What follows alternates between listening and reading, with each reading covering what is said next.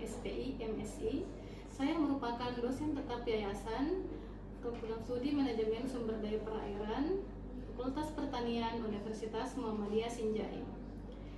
Di sini saya akan menjelaskan mengenai rencana pembelajaran semester untuk mata kuliah ekowisata perairan. Mata kuliah ekowisata perairan merupakan mata kuliah wajib yang harus diambil oleh mahasiswa semester 5 program studi manajemen sumber daya perairan dengan bobot 2 SKS. Mata kuliah ekowisata perairan di sini membahas tentang potensi-potensi wisata perairan, pesisir dan laut dan bagaimana cara pengembangan ekowisata pesisir dan laut. Selanjutnya saya akan menjelaskan mengenai capaian pembelajaran untuk mata kuliah ekowisata perairan. Adapun sub-sub capaian untuk mata kuliah ekowisata perairan ada 7. Yang pertama, memahami keunggulan ekowisata pesisir dan laut, di mana yang menjadi indikator penilaian pada sub CPMK yang pertama ini yaitu ketepatan menjelaskan keunggulan ekowisata pesisir, dan yang kedua ketepatan menjelaskan pengembangan pengelolaan ekowisata pesisir. Selanjutnya untuk sub CPMK yang kedua yaitu menganalisis konsep pengelolaan sumber daya pesisir dan laut. Adapun yang menjadi indikator penilaian pada sub CPMK yang kedua yaitu pertama, ketepatan menjelaskan konsep dari ekowisata, kemudian ketepatan menjelaskan manfaat ekowisata bagi konservasi, kemudian yang ketiga, ketepatan menjelaskan dampak dari ekowisata. Kemudian selanjutnya untuk sub CPMK ketiga, menganalisis fungsi ekosistem terumbu karang, lamun, mangrove, dan estuari. Di sini ada 4 indikator penilaian. Yang pertama, ketepatan menjelaskan fungsi dari ekosistem terumbu karang. Yang kedua, ketepatan dalam menjelaskan fungsi dari ekosistem lamun. Dan yang ketiga, ketepatan menjelaskan fungsi dari ekosistem mangrove. Dan yang keempat, ketepatan menjelaskan fungsi ekosistem estuari. Selanjutnya untuk sub CPMK keempat, di sini mengevaluasi potensi sumber daya, ekosistem sumber daya terumbu karang, lamun, mangrove, dan estuari. Adapun indikator penilaiannya di sini ketepatan menjelaskan mengenai potensi pada ekosistem terumbu karang, mangrove, lamun, dan estuari. Kemudian yang sub CPMK kelima yaitu menganalisis fungsi ekosistem terumbu karang, lamun, mangrove, dan estuari. Untuk indikator penilaiannya yaitu ketepatan menjelaskan mengenai fungsi ekosistem terumbu karang, lamun, mangrove, dan estuari. Di tengah semester saya memberikan ujian tengah semester kepada mahasiswa di mana materinya itu terkait dengan materi-materi pertemuan sebelumnya. Selanjutnya untuk sub CPMK ke-6 yaitu menganalisis, mengevaluasi kondisi sosial ekonomi dan pemberdayaan masyarakat pesisir, di mana untuk indikator penilaiannya itu sendiri ketepatan menjelaskan kondisi sosial ekonomi dan pemberdayaan masyarakat. Dan di sub CPMK yang ke-7 yaitu merancang rencana strategis pengelolaan dan pengembangan kawasan pesisir, dan indikator penilaiannya itu ketepatan membuat strategi pengelolaan dan pengembangan kawasan pesisir. Untuk tugas yang saya berikan di akhir semester ini, saya memberikan tugas kepada mahasiswa yang berupa mini riset. Jadi mahasiswa melakukan mini riset, mencari tempat wisata atau tempat wisata yang sedang berkembang atau sedang dikembangkan, dan mereka mengkaji mengenai potensi-potensi di tempat wisata tersebut. Kemudian setelah melakukan mini riset, mereka mempresentasikan tugas tersebut di depan kelas, dan selanjutnya itu yang saya ambil menjadi nilai akhir semester. Selanjutnya untuk video pembelajaran silahkan disimak.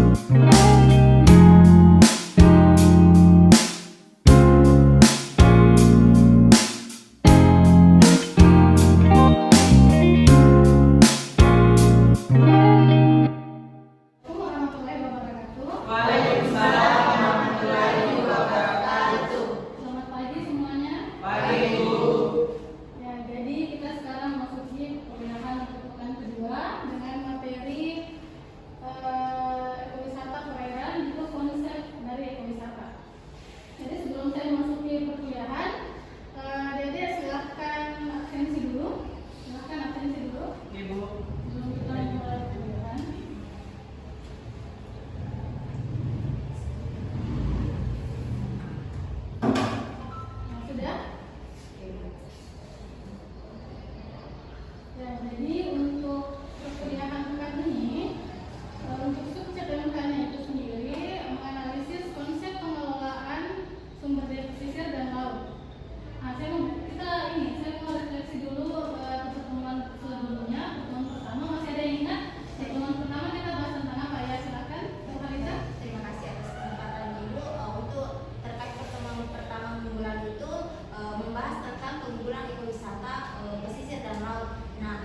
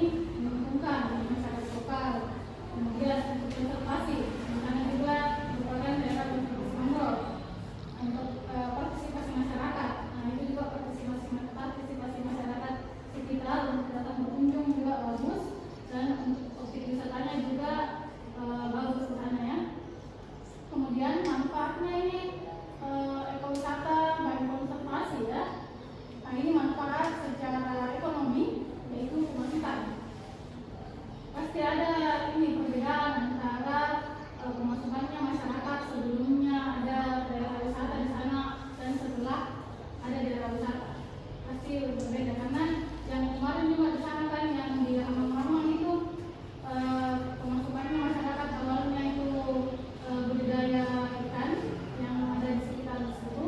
Nah, setelah adanya tempat wisata, mereka ini beralih profesi ya, menjadi ini apa namanya itu yang kapal, sewa kapal. Nah, kemudian ini menciptakan lapangan pekerjaan baru tentunya. Jadi masyarakat bisa di sana membuat penginapan, itu menjadi lapangan pekerjaan baru. Dan dari segi pendidikan dan lingkungan, ini bisa menjadi sarana edukasi untuk siswa atau mahasiswa mungkin yang akan melakukan penelitian atau mungkin praktikum, bisa di sana, bisa. Kemudian saya mau bertanya dulu, menurut kalian apakah gambar di atas ini berdampak pada pencemaran perairan? Berdampak. Kenapa berdampak? Apa kira-kira dampaknya jika sampah-sampah plastik dibuang di laut? Merusak ekosistem, namanya ikan ya.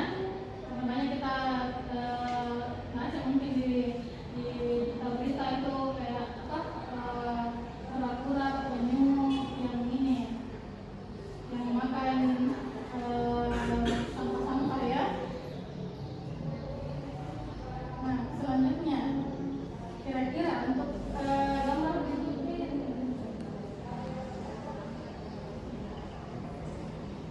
ya, untuk kerusakan kehidupan dasar laut. Siapa di sini yang biasa menyelam? Siapa yang biasa menyelam? Ada yang suka menyelam sini? Atau ada penyelam? Tidak ada. Ada pernah menyelam?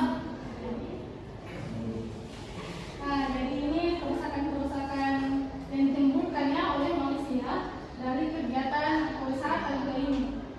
Jadi itu kakak yang biasa dipakai untuk snorkeling atau jangkar mungkin yang biasa dipakai untuk kapal itu bisa merusak terumbu karang.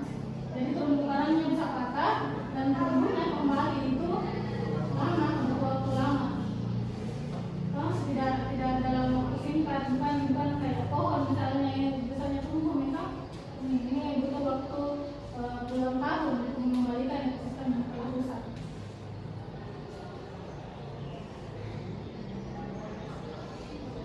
Nah, selanjutnya untuk pengelolaan sumber daya pesisir. Nah, seperti tadi dijelaskan sebelumnya mungkin oleh Muhaisa mengenai keunggulan dari pariwisata pesisir itu tentang sumber daya masyarakat, ekonomi, dan ekologi.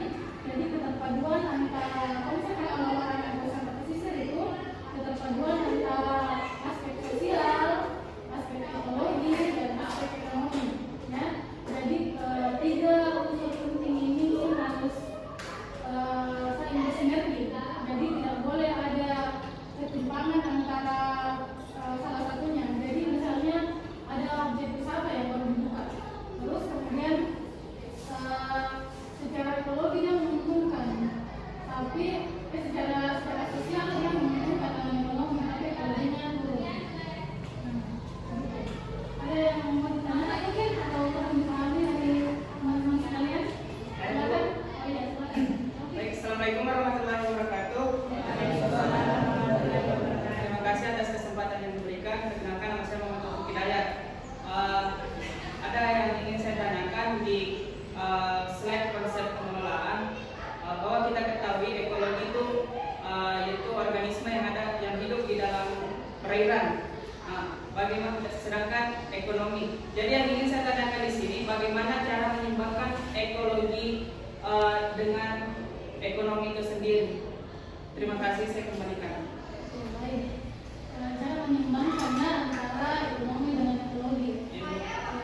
Di sini aspek sosial itu kan dari masyarakat ya, aspek ekologi itu dari ekosistemnya. Jadi bagaimana supaya seimbang ini semua dibutuhkan kesadaran dari masyarakat itu sendiri. Bagaimana peran kita sebagai akademisi